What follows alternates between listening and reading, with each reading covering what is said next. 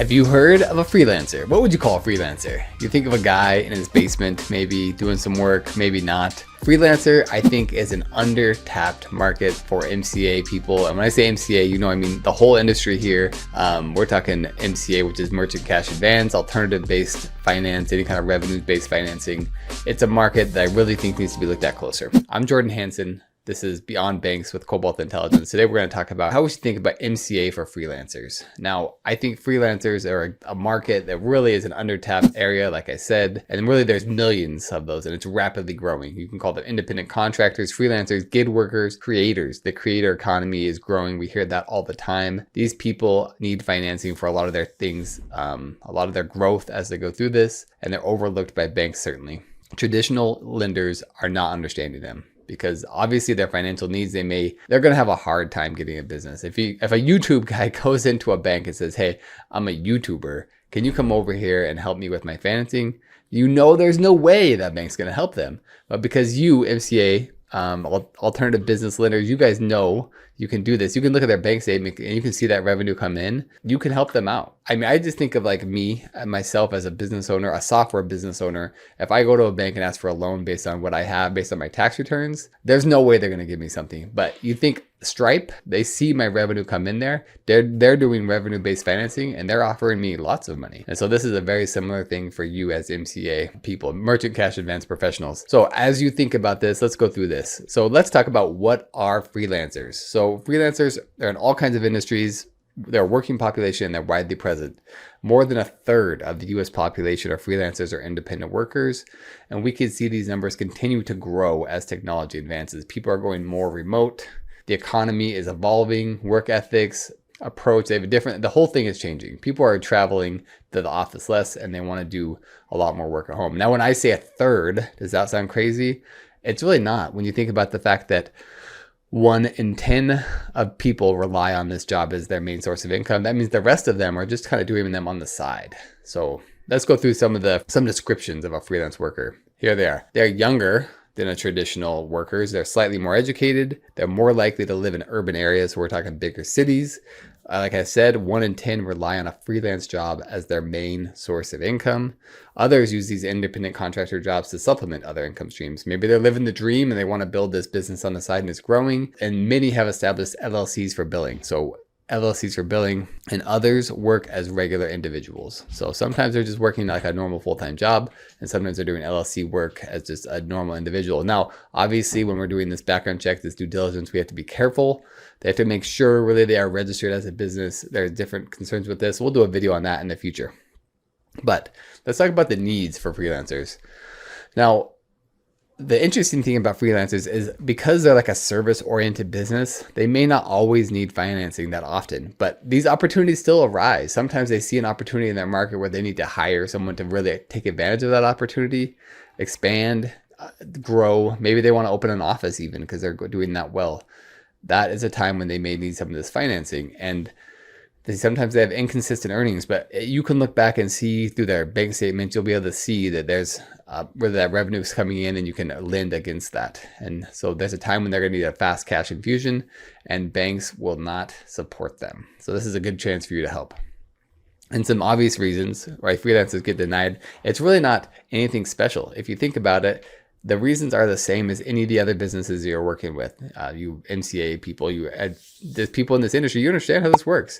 Credit scores, they're not enough. They either don't have sufficient enough to be able to be checked for credit worthiness, or their credit is not great. So those are one thing. Lenders, they don't have a good form lenders cannot really do a good income verification. What they're doing, most lenders, banks, they're using banks or pay stubs, so W-2 pay stubs, and then they're also using tax returns. Well, for a freelancer, that's going to look really bad because they're not going to really have maybe a W-2 that really shows really the true income coming in. Their tax return is not really going to reflect the income that's coming into this business. And then so really it comes down to they cannot analyze this income. Traditional lenders do not do a good job analyzing freelancers' income. And research shows that when these independent contractors, when they get rejected for a loan, even when they can repay, even when they have a good thriving business, it totally impacts their mental health and even their families. It affects them entirely.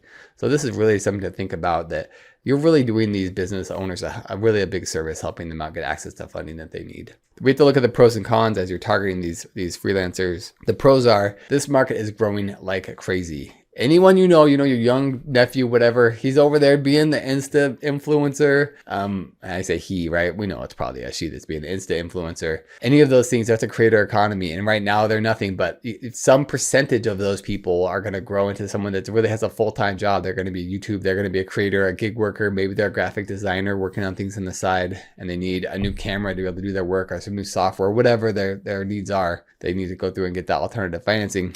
So by 2027, more than half of the US workforce will be part of the freelance economy in one way or another. And this is a huge, massive area, massive market, and it's continuously growing, and they can benefit from your services. Also, as you know, there's less competition from banks. Banks won't want to work with these people. So this is a huge area for revenue-based financing, alternative business finance, to come there and offer them capital that they need really to be able to grow. So really tons of opportunity for MCA profits. Now, repeat business. Now, as you know with your customers, really you want something where you can build this relationship and continue to work with them. Relationship with these independent contractors. Now, like I said, we should talk about this at another time, but we want to make sure they're registered. Typically, it's going to be LLC. Pretty much always it'll be some kind of LLC with these individuals. You don't want a sole proprietor that turns into an individual loan versus a business loan. We can go into that another time, but make sure they're registered with the Secretary of State, and you want to double check that. We can help you with that here at Cobalt Intelligence as well. But then if they have that, you really can secure repeat business of long-term partnerships. And that's really, we both know that's where the best relationships, that's where the most profits come on both sides. Those are kind of the pros that happen there. But some of the cons, as you know, there could be a higher default rate there. Just be careful with it. As always, you should be doing good underwriting, checking to make sure they're registered with the Secretary of State. Analyze those bank statements, make sure they have revenue coming in, double check for judgments, all of those things. And maybe their repayments are slower. I don't know. Some of these gig economies, I think they do pretty well. So you just kind of have to play that by ear, and you know how that goes. Now, as you're going through this and kind of maybe trying to approach the freelance economy, I think it's worthwhile to understand this better, understand what they're doing, what they're going through, understand that they're not traditional. They're not going to have like their restaurant. They're probably not going to have a brick and mortar shop, but they're going to be someone that's working out of their office. And ways you can assess risk is almost their web presence, which is almost as good as someone's physical location anymore. That's really what they're living on. They have a strong social media following. You know that this is something probably that is not going to default on these loans.